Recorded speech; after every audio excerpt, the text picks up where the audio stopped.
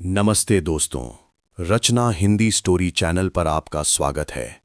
आज मैं आपको सम्राट अकबर और उनके चतुर मंत्री बीरबल के जीवन की उस सबसे भयानक और रोंगटे खड़े कर देने वाली घटना के बारे में बताने जा रहा हूं, जिसे इतिहास के पन्नों में बहुत कम जगह मिली है। ये कहानी नहीं, बल्कि एक ऐसी चुनौती है जिसने बीरबल की बुद्धि और उनकी जान दोनों को दांव पर लगा दिया था। शहंशाह अकबर का क्रोध उस दिन 7वें आसमान पर था और उन्होंने एक ऐसी घोषणा कर दी थी जिसे सुनकर पूरा दरबार थर-थर कांपने लगा था। क्या बीरबल उस चुनौती का सामना कर पाए, या फिर मुगल सल्तनत का वो सबसे चमकता सितारा हमेशा के लिए बुझ गया? चलिए डूबते हैं इतिहास के इस अनसुने और खौफनाक अध्याय में। बात उन दिनों की है जब मुगल सल्तनत अपने चरम पर थी। सम्राट अकबर का प्रताप चारों दिशाओं में फैला हुआ था। लेकिन एक रात अकबर को एक ऐसा सपना आया जिसने उनकी रातों की नींद और दिन का चैन छीन लिया।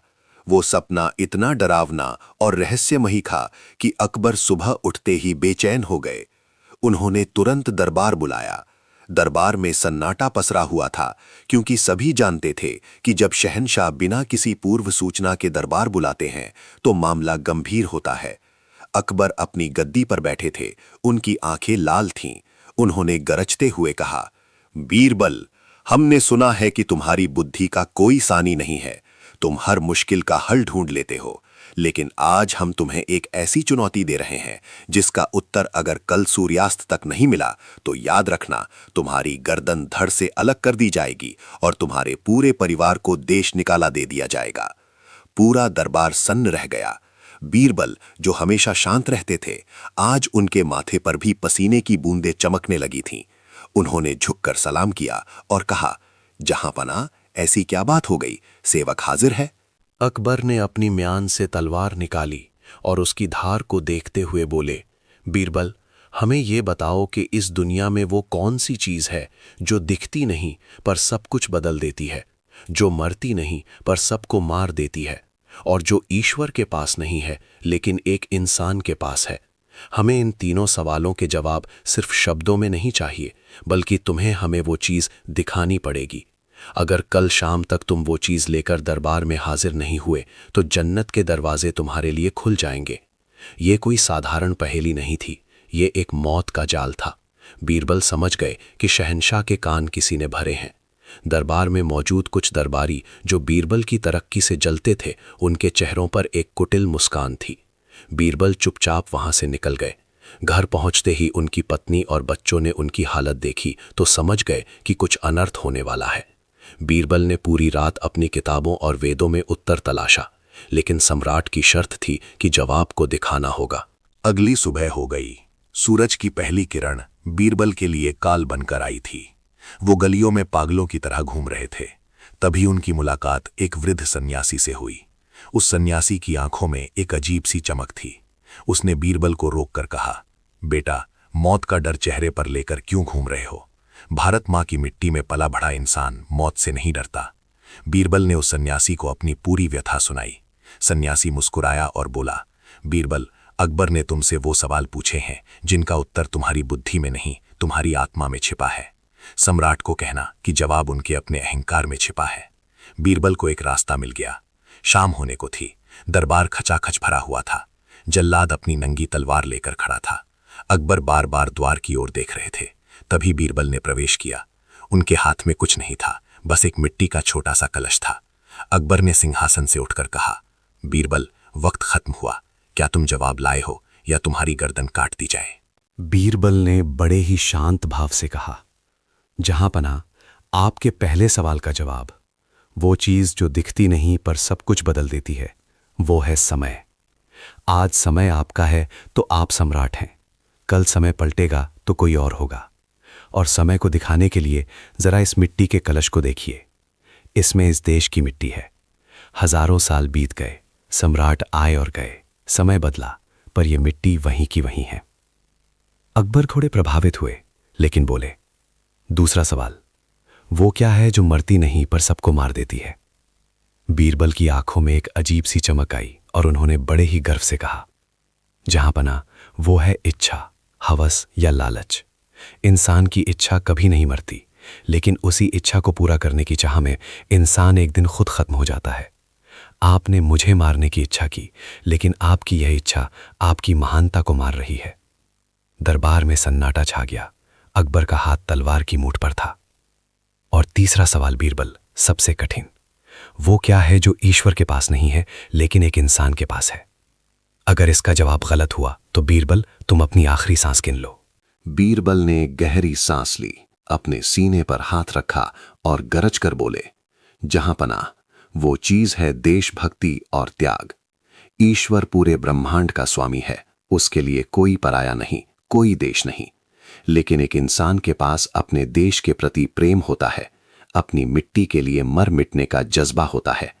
ईश्वर कभी अपने देश के लिए शहीद नहीं हो सकता क्योंकि वो अमर है, लेकिन एक हिंदुस्तानी अपनी मिट्टी के लिए जान दे सकता है। मेरे पास जय हिंद का वो जज्बा है जो ईश्वर के पास भी नहीं है, क्योंकि ईश्वर को किसी सीमा की जरूरत नहीं, पर मुझे मेरी भारत मां की मिट्टी की जरूरत है। बीरबल के शब्दों में ऐसी शक्ति थी कि अकबर के हाथ से तलवार गिर गई। पूरा दरबार जय हिंद के नारों से गूंज उठा। अकबर की आंखों में आंसू आ गए। उन्होंने आगे बढ़कर बीरबल को गले लगा लिया और कहा, बीरबल, तुमने आज मुझे सम्राट होने के अहंकार से आजाद कर दिया। तुमने साबित कर दिया कि एक बुद्धिमान व्यक्ति सिर्फ अपनी जान नहीं बचाता बल्कि अपने देश के गौरव को भी बढ़ाता है। लेकिन दोस्तों, कहानी यहां खत्म नहीं होती। जैसे ही अकबर ने बीरबल को गले लगाया, तभी राजमहल के गुंबद से एक तीर आया और सीधा बीरबल की पगड़ी को उड़ाते हुए खंभे में जा धंसा। उस तीर पर एक पत्र लिपटा हुआ था। अकबर और बीरबल दोनों चौंक गए। जब उस पत्र को खोला गया तो उसमें लिखा था, शहंशाह, असली चुनौती तो अब शुरू हुई है। ये तो सिर्फ बीरबल की बुद्धि की परीक्षा थी, अब बीरबल की वफादारी की परीक्षा होगी। आधी रात को किले के गुप्त तहखाने में पहुंचिए, वरना कल का सवेरा सल्तनत की तबाही का सवेरा होगा। आखिर कौन था वो रहस्यमयी दुश्मन जिसने सम्राट के सबसे सुरक्षित किले में तीर चलाया? क्या बीरबल उस गुप्त तहखाने का राज खोल पाएंगे? और क्या है उस तीर के पीछे का असली सच? अगर आप चाहते हैं कि मैं इस रहस्यमयी चुनौती का अगला भाग लेकर आऊं, तो अभी इस वीडियो को लाइक करें और चैनल रचना हिंदी स्टोरी को सब्सक्राइब करें। और हाँ, अगर आपको भी अपनी मिट्टी और बीरबल की चतुराई पर गर्व है तो कमेंट बॉक्स में जय बीरबल और जय हिंद लिखना बिल्कुल ना भूलें। आपके कमेंट्स ही हमें इस कहानी का अगला और सबसे खतरनाक मोड़ लाने के लिए प्रेरित करेंगे। महल के उस ऊंचे गुंबद से आया वो तीर महज एक हमला नहीं था, बल्कि वो एक ऐसे बिसात की शुरुआत थी जिसमें शहंशाह अकबर और बीरबल दोनों ही प्यादे नजर आ रहे थे। उस तीर पर बंधे पत्र ने पूरे दरबार की हवा ही बदल दी थी। जहां कुछ पल पहले बीरबल की बुद्धिमानी के जयकारे लग रहे थे, वहीं अब सन्नाटा पसर गया था। अकबर ने उस पत्र को दोबारा पढ़ा। उनकी आंखें गुस्से और चिंता से सुलग रही थीं। बीरबल ने जब उस पत्र को अपने हाथ में लिया तो उनकी पारखी नजरों ने एक और चीज भांप ली। वो पत्र जिस कागज पर लिखा था वो आम कागज नहीं था, वो रेशमी कपड़े और कागज के मेल से बना एक दुर्लभ पन्ना था जो सिर्फ उस वक्त के खुरासान के गुप्तचर इस्तेमाल करते थे। बीरबल समझ गए कि ये कोई घरेलू दुश्मनी नहीं बल्कि एक अंतर्राष्ट्रीय षड्यंत्र की आहट है। अकबर ने कड़कती आवाज में कहा, बीरबल, ये गुस्ताखी किसने की? हमारे साये की तरह रहने वाले अंगरक्षक कहाँ थे? और ये गुप्त तहखाना जिसके बारे में हमें भी पूरी जानकारी नहीं है, वहां बुलाने की हिम्मत किसकी है? बीरबल ने झुककर कहा, जहां पना, इस सवाल का जवाब उस तहखाने की गहराइयों में ही छिपा है। लेकिन याद रहे, ये कोई साधारण दावत नहीं, मौत का निमंत्रण भी हो सकता है। मेरा सुझाव है कि आप वहां अकेले नहीं जाएंगे। लेकिन पत्र की शर्त बड़ी अजीब थी। शहंशाह को अकेले या सिर्फ बीरबल के साथ ही आना था, वरना दिल्ली की जनता पर बारूद की बारिश करने की धमकी दी गई थी। रात का तीसरा पहर था। चांदनी रात में भी किले का वो गुप्त हिस्सा जो सदियों से बंद पड़ा था, आज डरावना लग रहा था। अकबर और बीरबल हाथ में मशाल लिए उस गुप्त तहखाने की सीढ़ियां उतरने लगे। हर कदम के साथ मशाल की रोशनी में दीवारों पर नाचती उनकी परछाइयां उन्हें डरा रही थीं। सीढ़ियां खत्म होने का नाम नहीं ले रही थीं अचानक बीरबल रुके। उन्होंने अपना हाथ अकबर के सीने पर रखकर उन्हें रुकने का इशारा किया। अकबर ने पूछा, क्या हुआ बीरबल? बीरबल ने नीचे की ओर इशारा किया। सामने की दीवार पर खून से एक नया संदेश लिखा था। शहंशाह, अपनी अगली सांस लेने से पहले ये सोच लीजिए कि क्या आप अपने सबसे करीबी इंसान पर भरोसा कर सकते हैं। अकबर ने शक भरी नजरों से बीरबल की ओर देखा, क्योंकि इस तहखाने का रास्ता सल्तनत के केवल 3 लोगों को पता था, अकबर, बीरबल और सेनापति मानसिंह। मानसिंह उस वक्त सीमा पर थे, तो क्या इसका मतलब ये था कि बीरबल ही इस साजिश के पीछे थे? अकबर की तलवार की मूठ पर हाथ चला गया। बीरबल ने अकबर की आंखों में झांका और कहा, जहां पनाह, शक वो जहर है जो किसी भी दुश्मन की जरूरत को खत्म कर देता है। अगर मैं गद्दार होता तो आपको यहां लाने की जरूरत नहीं थी। मैं दरबार में ही आपकी गर्दन पर वार कर सकता था। ये हमें लड़ाने की कोशिश है। तभी अचानक पीछे से सीढ़ियों का भारी दरवाजा एक जोरदार आवाज के साथ बंद हो गया। ऊपर से पत्थर गिरने लगे। अब उनके पास वापस जाने का कोई रास्ता नहीं था। सामने एक विशाल लोहे का दरवाजा था, जिस पर 7 अजीबोगरीब ताले लगे थे। उन तालों पर कोई चाबी नहीं लगती थी, बल्कि हर ताले पर एक अक्षर खुदा हुआ था। तभी अंधेरे से गूंजती हुई आवाज आई, बीरबल, सुना है तुम शब्दों के जादूगर हो। ये 7 ताले तुम्हारी मौत के दरवाजे हैं। हर ताले का जवाब एक ऐसी सच्चाई है जिसे तुम दुनिया से छुपाना चाहते हो। अगर जवाब गलत हुआ तो इस कमरे में जहरीली गैस भर दी जाएगी। अकबर घबरा गए, लेकिन बीरबल ने अपनी आंखें बंद कर लीं। वो उस आवाज को पहचानने की कोशिश कर रहे थे। वो आवाज न तो पुरुष की थी न स्त्री की। वो एक यंत्र के जरिए निकाली गई नकली आवाज लग रही थी। पहला ताला बोला। वो क्या है जो अकबर का है, लेकिन अकबर उसे कभी नहीं छू सकते। बीरबल ने तुरंत जवाब दिया, अकबर का नाम। ताला खटाक से खुल गया।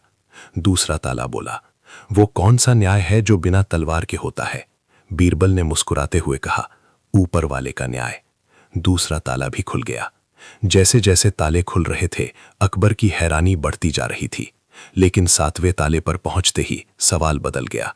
आवाज आई, बीरबल, आखिरी ताला तभी खुलेगा जब तुम शहंशाह को यह बताओगे कि आज से 10 साल पहले उस काली रात को तुमने शहंशाह के किस दुश्मन को चुपके से किले से भगाया था। ये सुनते ही अकबर का चेहरा गुस्से से तमतमा उठा। क्या बीरबल, क्या ये सच है? तुमने मेरे दुश्मन को पनाह दी थी? बीरबल चुप रहे। उनके पास कोई जवाब नहीं था। अकबर ने बीरबल के गले पर तलवार रख दी। सच बताओ बीरबल, वरना 7वां ताला खुले या ना खुले, तुम्हारी गर्दन आज जरूर गिरेगी। बीरबल ने अकबर की आंखों में आंसू भरकर देखा और कहा, जहां पनाह, वो दुश्मन कोई और नहीं बल्कि आपकी अपनी छोटी बहन का बेटा था, जिसे गलत फहमी में मौत की सजा सुनाई गई थी। मैंने उसे भगाया नहीं था, बल्कि उसे सच्चाई ढूंढने के लिए वक्त दिया था। अकबर स्तब्ध रह गए। उसी समय वो 7वां ताला खुद ब खुद खुल गया। दरवाजा खुलते ही सामने जो नजारा था, उसने दोनों के पैरों तले जमीन खिसका दी। कमरे के बीचों बीच एक बहुत बड़ा नक्शा बिछा था, जिसमें मुगल साम्राज्य के हर उस हिस्से पर निशान लगा था जहां अगले 24 घंटों में हमले होने वाले थे। और उस नक्शे के बगल में खड़ा था वो शख्स जिसे अकबर ने सालों पहले मरा हुआ मान लिया था। वो शख्स पलटा और उसके चेहरे पर एक आधा जला हुआ निशान था। उसने कहा, स्वागत है शहंशाह। आपने अपने वफादार बीरबल पर शक करके मेरी जीत आधी तय कर दी है, लेकिन असली चुनौती अब शुरू होती है। ये नक्शा देखिए। ये हमले कोई फौज नहीं करेगी, बल्कि आपके अपने वफादार सूबेदार करेंगे, जिन्हें मैंने आपके खिलाफ खड़ा कर दिया है। अकबर ने चिल्लाकर कहा, तुम कौन हो? उस नकाबपोश ने अपना मुखौटा हटाया तो अकबर की चीख निकल गई। वो अकबर का हमशक्ल था, उनका जुड़वा भाई, जिसे इतिहास ने गुमनाम कर दिया था। उसने कहा, अकबर, आज रात तुम्हें एक फैसला करना होगा। या तो तुम अपनी सल्तनत बचा लो या अपने इस प्रिय बीरबल को, क्योंकि जिस मिट्टी पर बीरबल खड़ा है उसके नीचे हजारों मन बारूद बिछा है। अगर तुम सल्तनत के लिए निकले तो बीरबल चिथड़ों में उड़ जाएगा, और अगर बीरबल को बचाने रुके तो सुबह का सूरज दिल्ली की तबाही देखेगा। अब बीरबल की बुद्धि और अकबर के न्याय की सबसे बड़ी परीक्षा थी। बीरबल ने अकबर से कहा, जहां पनाह, मुझे छोड़ दीजिए। सल्तनत और आवाम की रक्षा करना एक राजा का पहला धर्म है। मेरी जान की कीमत दिल्ली की तबाही से बड़ी नहीं है। लेकिन अकबर का दिल कचोट रहा था। क्या वो अपने सबसे अच्छे दोस्त, अपने भाई समान मंत्री को मौत के मुंह में छोड़ देंगे, या फिर अपनी जनता को कुर्बान कर देंगे? तभी बीरबल ने उस हमशक्ल की आंखों में कुछ ऐसा देखा जिसने पूरी कहानी ही पलट दी। बीरबल ने धीरे से कहा, जहां पनाह, रुकिए। ये वो नहीं है जो दिख रहा है। उस हमशक्ल के हाथ की एक अंगूठी चमक रही थी जिस पर एक खास चिन्ह था। बीरबल समझ गए कि ये कोई भाई नहीं बल्कि एक बहुत बड़ा मायाजाल, इल्यूजन है। लेकिन इस मायाजाल को तोड़ने के लिए बीरबल को अपनी जान जोखिम में डालनी ही थी। बीरबल ने अकबर के कान में कुछ कहा और अचानक उस बारूद के ढेर की तरफ दौड़ पड़े। अकबर चिल्लाए, नहीं बीरबल! लेकिन बीरबल नहीं रुके। जैसे ही उन्होंने उस बारूद को छुआ, एक जोरदार धमाका हुआ और पूरा तहखाना धुएं से भर गया।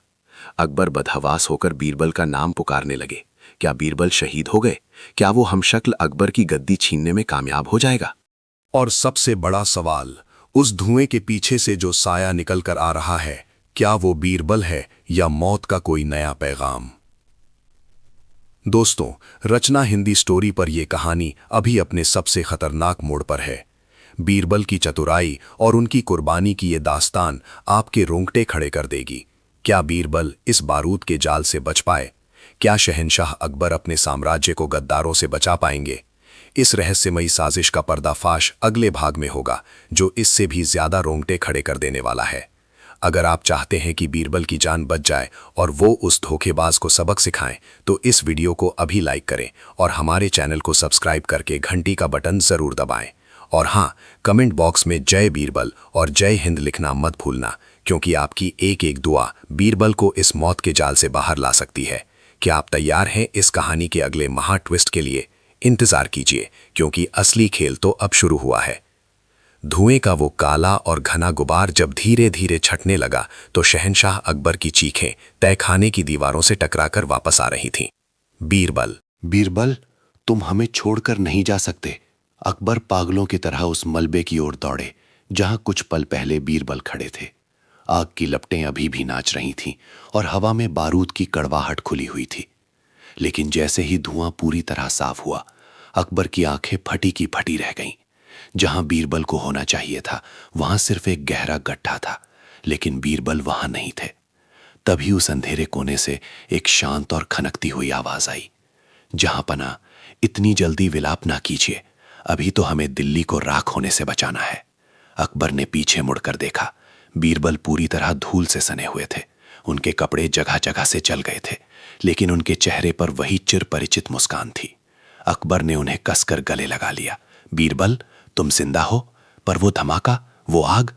बीरबल ने उस हमशक्ल की ओर इशारा किया जो अब जमीन पर तड़प रहा था। बीरबल ने कहा, जहां पना, वो बारूद असली था, लेकिन उस बारूद तक पहुंचने वाली बत्ती नकली थी। मैंने जैसे ही उस बत्ती को छुआ, मुझे समझ आ गया कि यह सिर्फ एक रासायनिक धुआं पैदा करने का तरीका था ताकि असली दुश्मन भाग सके। जिसे आप अपना भाई समझ रहे थे, वो दरअसल कोई इंसान नहीं बल्कि एक बहरूपिया है जिसे तिलिस्मी जहर देकर यहां भेजा गया है। तभी वो हमशक्ल जोर जोर से हंसने लगा। उसका चेहरा धीरे धीरे पिघलने लगा और असली चेहरा सामने आया। वो कोई और नहीं बल्कि पड़ोसी राज्य का वो खूंखार सेनापति था जिसे अकबर ने युद्ध में हराकर देश निकाला दिया था। उसने खांसते हुए कहा, बीरबल, तुम जीत गए, पर सिर्फ इस तहखाने में। बाहर देखो, आग महल के गुंबद तक पहुंच चुकी है। जब तक तुम यहां से निकलोगे, तुम्हारी सल्तनत का तख्त किसी और का होगा। ये कहते ही उसने जहर की पुड़िया निगल ली और उसकी सांसें थम गईं। अकबर घबरा गए। बीरबल, अब क्या होगा? हमें तुरंत ऊपर जाना होगा। लेकिन जैसे ही वे सीढ़ियों की तरफ बढ़े, उन्होंने देखा कि सीढ़ियों से पानी का सैलाब नीचे आ रहा था। दुश्मन ने ऊपर की नहर का रुख तहखाने की ओर मोड़ दिया था ताकि अकबर और बीरबल इसी काल कोठरी में डूबकर मर जाएं। पानी बहुत तेजी से भर रहा था, कमर तक पानी आ चुका था। अकबर चिल्लाए, बीरबल, आज हमारी बुद्धि भी हार गई और हमारी ताकत भी। हम यहां से नहीं निकल पाएंगे। बीरबल ने हार नहीं मानी। उन्होंने तहखाने की छत की ओर देखा। वहां एक छोटा सा छेद था जहां से ताजी हवा आ रही थी। बीरबल ने कहा, जहां बना, याद कीजिए, जब ये किला बना था तब इसके वास्तुकार ने कहा था कि हर गुप्त तहखाने का एक सांस द्वार होता है। हमें उस छेद तक पहुंचना होगा। पानी अब गले तक आ गया था। अकबर ने बीरबल को अपने कंधों पर बिठाया और बीरबल ने उस छेद में हाथ डालकर एक गुप्त जंजीर खींची। अचानक एक भारी पत्थर हटा और एक गुप्त रास्ता ऊपर की ओर खुल गया। वे दोनों जैसे ही बाहर निकले, उन्होंने देखा कि पूरा महल जल नहीं रहा था, बल्कि मशालों की रोशनी में हजारों नकाबपोश सिपाही महल को घेरे हुए गए। महल के वफादार सिपाही सम्मोहित जैसे लग रहे थे। बीरबल समझ गए कि खाने में या हवा में कुछ ऐसा मिलाया गया है जिससे सब बेसुध हो गए हैं। तभी महल की सबसे ऊंची बालकनी पर एक साया खड़ा हुआ दिखा। वो साया कोई और नहीं बल्कि शहंशाह का सबसे वफादार वजीर था, जिसे अकबर ने हमेशा अपना दाहिना हाथ माना था। वजीर ने चिल्लाकर कहा, अकबर, तुम्हारी कहानी खत्म हुई, अब दिल्ली का नया सुल्तान मैं हूं। अकबर का दिल टूट गया। अपनों की गद्दारी सबसे बड़ा घाव होती है। अकबर ने अपनी तलवार निकाली, लेकिन बीरबल ने उन्हें रोक दिया। बीरबल ने कहा, जहां पनाह, जोश से नहीं होश से काम लीजिए। ये सिपाही गद्दार नहीं है, ये बस एक मायाजाल के वश में है। हमें उस मायाजाल को तोड़ना होगा। बीरबल ने देखा कि वजीर के हाथ में एक अजीब सा रत्न था जो चमक रहा था। बीरबल समझ गए कि सारा सम्मोहन उसी रत्न से फैल रहा है। बीरबल ने अकबर से कहा, जहांपनाह, आपको उस वजीर का ध्यान भटकाना होगा, चाहे इसके लिए आपको अपनी जान जोखिम में क्यों न डालनी पड़े। मैं पीछे के रास्ते से उस रत्न तक पहुंचता हूं। अकबर अकेले ही हजारों सैनिकों के सामने निकल आए। वजीर हंसा, अकेले आए हो अकबर, मौत को भले लगाने? अकबर ने गरजते हुए कहा, एक गद्दार कभी राजा नहीं बन सकता। तुम शेर की खाल पहनकर गीदड़ ही रहोगे। जैसे ही वजीर ने आदेश दिया कि अकबर पर हमला करो, वैसे ही बीरबल ने बालकनी के पीछे से आकर वजीर के हाथ पर एक छोटा सा पत्थर मारा। वो रत्न हाथ से छूटकर नीचे गिर गया और चकनाचूर हो गया। जैसे ही रत्न टूटा, सभी सैनिक जैसे गहरी नींद से जागे। उन्हें समझ नहीं आया कि वे तलवारें ताने क्यों खड़े हैं। वजीर डर के मारे थर थर कांपने लगा। उसने भागने की कोशिश की, लेकिन अकबर की तलवार उसकी गर्दन पर थी। अकबर ने कहा, इसे काल कोठरी में डाल दो। इसे वो मौत दी जाएगी जिसे इतिहास याद रखेगा। लेकिन दोस्तों, कहानी में असली मोड़ तो अब आने वाला था। जैसे ही शांति हुई, बीरबल ने उस टूटे हुए रत्न के टुकड़ों को देखा। उनकी आंखें फटी की फटी रह गईं। उन्होंने अकबर से कहा, जहांपनाह, हम बहुत बड़ी मुसीबत में हैं। ये रत्न असली नहीं था, ये तो सिर्फ एक प्रतिबिंब था। इसका मतलब है कि असली साजिशकर्ता अभी भी महल के अंदर ही है, और वो वजीर से भी ज्यादा शक्तिशाली है। तभी महल के मुख्य द्वार पर एक सवारी आई। वो कोई और नहीं बल्कि शहंशाह की सबसे प्रिय बेगम थीं। उनके हाथ में वही असली रत्न चमक रहा था।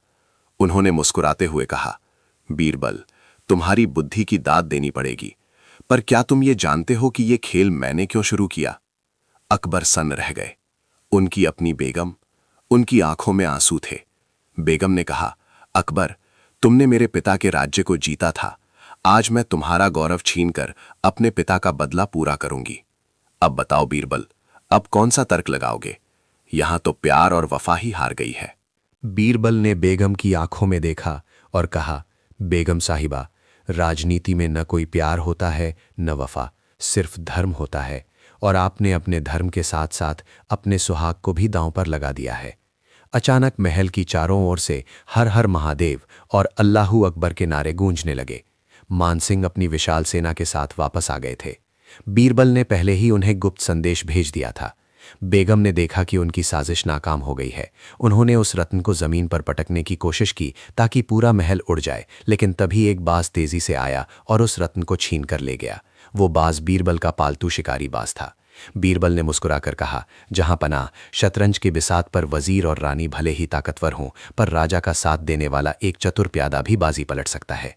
अकबर ने अपनी बेगम को नजरबंद करने का आदेश दिया। रात ढल चुकी थी, सूरज की पहली किरण निकल रही थी। अकबर ने बीरबल से पूछा, बीरबल, क्या अब ये लड़ाई खत्म हो गई? बीरबल ने दूर क्षितिज की ओर देखते हुए कहा, जहांपनाह, बुराई कभी खत्म नहीं होती, वो बस अपना रूप बदल लेती है। आज बेगम थी, कल कोई और होगा। हमें हर पल तैयार रहना होगा। तभी एक दूत दौड़ता हुआ आया और उसने बीरबल को एक छोटा सा संदूक दिया। उस संदूक को खोलते ही बीरबल के चेहरे का रंग उड़ गया।